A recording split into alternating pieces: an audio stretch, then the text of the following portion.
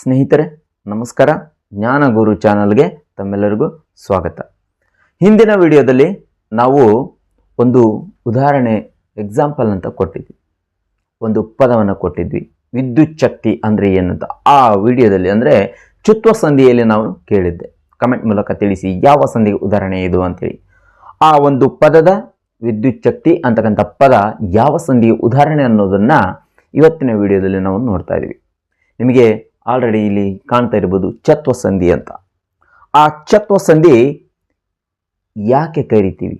ನಾವು ಹಿಂದಿನ ವಿಡಿಯೋದಲ್ಲಿ ಎಲ್ಲ ನಾವು ಕಲ್ತಿದ್ವಿ, ಮೂರು ಸಂಧಿಗಳನ್ನ ಮಾತ್ರ ಕಲ್ತಿದ್ವಿ. ಇನ್ನು ಕೆಲವೊಂದು ಸಂಧಿಗಳನ್ನು ಕಲ್ತಾ ಬಂದಿವಿ. ಇವಾಗ ಲಕಾರ ದಿತ್ವ ಸಂಧಿಯನ್ನು ಕಲ್ತೀವಿ, ಹಾಗೆ ಚುತ್ವ ಸಂಧಿಯನ್ನು ಕಲ್ತೀವಿ, ಷ್ಟುತ್ವ ಸಂಧಿಯನ್ನು ಕಲ್ತಿದ್ವಿ. ಈಗ ಚತ್ವ ಸಂಧಿ ಬಗ್ಗೆ ನಾವು ಕಲಿತಾ ಇದ್ವಿ.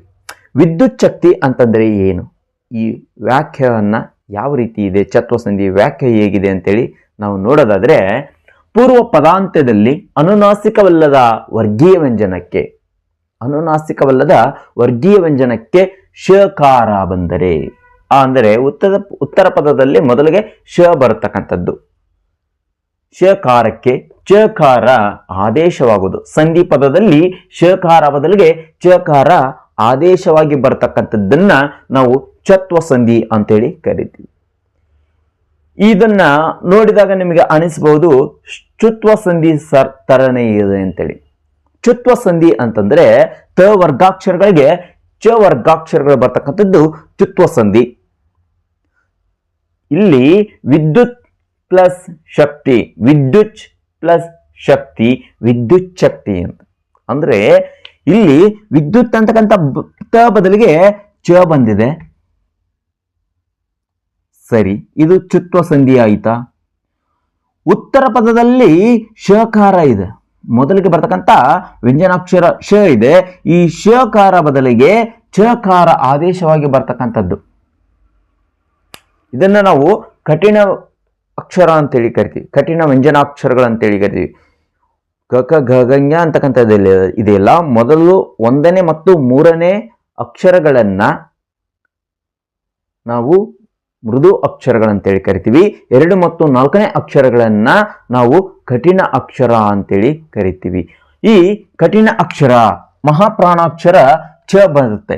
ಎಲ್ಲಿ ಬರುತ್ತೆ? ವಿದ್ಯುತ್ ಅಂತ ಬಂದಾಗ ತ ವರ್ಗ,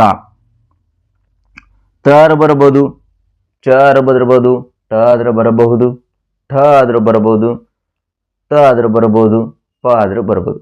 ಈ ಪದಗಳು ಪೂರ್ವ ಪದದ ಕೊನೆಯ ಅಕ್ಷರದಲ್ಲಿ ಬಂದಾಗ ಅಂದ್ರೆ ಅನುನಾಸಿಕ ಬರಬಾರದು. ಜ್ಞ ಬರಬಾರ್ದು, ಜ್ಞ ಬರೋಗಿಲ್ಲ, ಣ ನ ಮ ಈ ಪದಗಳು ಬರದೇ ಇದ್ದಾಗ ಈ ವರ್ಗೀಯ ವ್ಯಂಜನಾಕ್ಷರಗಳು ಬಂದರೆ ಆ ಪದದ ಉತ್ತರಕ್ಕೆ, ಈ ಉತ್ತರ ಪದದಲ್ಲಿ ಮೊದಲನೇ ಅಕ್ಷರ ಶ ಇದ್ರೆ ಈ ಶ ಬದಲಾಗಿ ಚ ಬರ್ತಕ್ಕಂಥದ್ದನ್ನ ನಾವು ಚತ್ವ ಸಂಧಿ ಅಂತೇಳಿ ಕರಿತೀವಿ. ಹಾಗೆ ಸತ್ ಪ್ಲಸ್ ಶಿಷ್ಯ, ಸಚ್ ಪ್ಲಸ್ ಶಿಷ್ಯ, ಸಚ್ಚಿಷ್ಯ ಅಂತೇಳಿ. ಸತ್ ಅಂದ್ರೆ ಒಳ್ಳೆಯ, ಶಿಷ್ಯ ಅಂದ್ರೆ ಶಿಷ್ಯ ಅಂತಾನೆ ಹೇಳ್ತೀವಿ. ಈ ಸಚ್ಚಿಷ್ಯ, ಒಳ್ಳೆಯ ಶಿಷ್ಯನ ನಾವು ಸಚ್ಚಿಷ್ಯ ಅಂತೇಳಿ ಕರಿತೀವಿ. ಈ ವ್ಯಾಖ್ಯಾನ ನಿಮಗೆ ಅರ್ಥ ಆಯ್ತು ಅಂತ ಭಾವಿಸ್ತೀನಿ. ಹಾಗೆ ಈ ಉದಾಹರಣೆ ನಿಮಗೆ ಅರ್ಥ ಆಯ್ತು ಅಂತೇಳಿ ಭಾವಿಸ್ತೀನಿ. ಹಾಗೆ ಇನ್ನೂ ಕೆಲವೊಂದು ಉದಾಹರಣೆಗಳಿದಾವೆ. ಆ ಉದಾಹರಣೆಗಳ ಮೂಲಕ ನಾವು ಇನ್ನೂ ಸಹ ಚತ್ವ ಸಂಧಿಯನ್ನ ಸರಳವಾಗಿ ತಿಳ್ಕೊಳ್ಳೋಣ. ಉತ್ ಪ್ಲಸ್ ಶ್ವಾಸ, ಉಚ್ ಪ್ಲಸ್ ಶ್ವಾಸ, ಉಚ್ಛ್ವಾಸ. ಷಟ್ ಪ್ಲಸ್ ಶಾಸ್ತ್ರ, ಷಟ್ ಪ್ಲಸ್ ಶಾಸ್ತ್ರ, ಷಟ್ಶಾಸ್ತ್ರ. ಚಿತ್ ಪ್ಲಸ್ ಶಕ್ತಿ, ಚಿಚ್ ಪ್ಲಸ್ ಶಕ್ತಿ, ಚಿಚ್ಚಕ್ತಿ. ಅಂದ್ರೆ ಇಲ್ಲಿ ಉತ್ತರ ಪದ ಪ್ರಮುಖವಾಗಿ ಈ ಚತ್ವ ಸಂಧಿಯಲ್ಲಿ ನಾವು ಗಮನಿಸಬೇಕಾಗಿರೋದು ಏನಂತಂದ್ರೆ, ಉತ್ತರ ಪದಲಿಗೆ ಮೊದಲಿಗೆ ಯಾವ ಅಕ್ಷರ ಬಂದಿದೆ, ಮೊದಲಿಗಿರ್ತಕ್ಕಂಥ ಯಾವ ವ್ಯಂಜನಾಕ್ಷರ ಇದೆ ಅಂತಕ್ಕಂಥದ್ದು. ಈ ಮೊದಲಿಗೆ ಉತ್ತರ ಪದದ ಮೊದಲಿಗೆ ವ್ಯಂಜನಾಕ್ಷರ ಶ ಇರಬೇಕು. ಈ ಶ ಇದ್ದಾಗ ಮಾತ್ರ ಸಂಧಿ ಪದದಲ್ಲಿ ಚ ಆದೇಶವಾಗಿ ಬರುತ್ತೆ. ಹಾಗಿದ್ದಾಗ ಮಾತ್ರ ಇದು ಚತ್ವ ಸಂಧಿಗೆ ಉದಾಹರಣೆ. ವಿದ್ಯುತ್ ಶಕ್ತಿ, ಸಚ್ಚಿಷ್ಯ, ಷಟ್ಶಾಸ್ತ್ರ, ಉಚ್ಛ್ವಾಸ, ನಿಶ್ವಾಸ ಅಂತ ಹೇಳ್ತೀವಿ. ಉಸಿರನ್ನು ಒಳಗೆ ತೆಗೆದುಕೊಳ್ಳೋ ಉಚ್ಛ್ವಾಸ, ಉಸಿರನ್ನು ಬಿಡೋದು ನಿಶ್ವಾಸ ಅಂತ ಹೇಳ್ತೀವಲ್ಲ. ಈ ಪದಗಳ ಬಳಕೆ ಚತ್ವಸಂಧಿಗೆ ಉದಾಹರಣೆ. ಈ ಒಂದು ನಿಮಗೆ ಅರ್ಥ ಆಯ್ತಂತ ಭಾವಿಸ್ತೀನಿ. ಪೂರ್ವ ಪದಾಂತ್ಯದಲ್ಲಿ ಅನುನಾಸಿಕವಲ್ಲದ ವರ್ಗೀಯ ವ್ಯಂಜನಗಳು ಬಂದರೆ, ಅನುನಾಸಿಕ ಬರಬಾರ್ದು. ಬರದೇ ಇದ್ದಾಗ ಉತ್ತರ ಪದದಲ್ಲಿಗೆ ಮೊದಲಿಗೆ ಶ ಬಂದರೆ ಸಂಧಿ ಪದದಲ್ಲಿ ಛ ಬರ್ತಕ್ಕಂಥದ್ದು. ಮಹಾಪ್ರಾಣಾಕ್ಷರ ಛ ಬಂದರೆ ಅದು ಚತ್ವಸಂಧಿ ಅಂತೇಳಿ ಕರೀತಾರೆ. ಈ ಒಂದು ಚತ್ವಸಂಧಿ ನಿಮಗೆ ಅರ್ಥ ಆಯ್ತು ಅಂತೇಳಿ ಭಾವಿಸ್ತೀನಿ. ಇದನ್ನು ನೋಡಿ, ನೀವು ಸಹ ಕೆಲವೊಂದು ಪದಗಳು ನಿಮಗೆ ಸಿಗ್ತವೆ.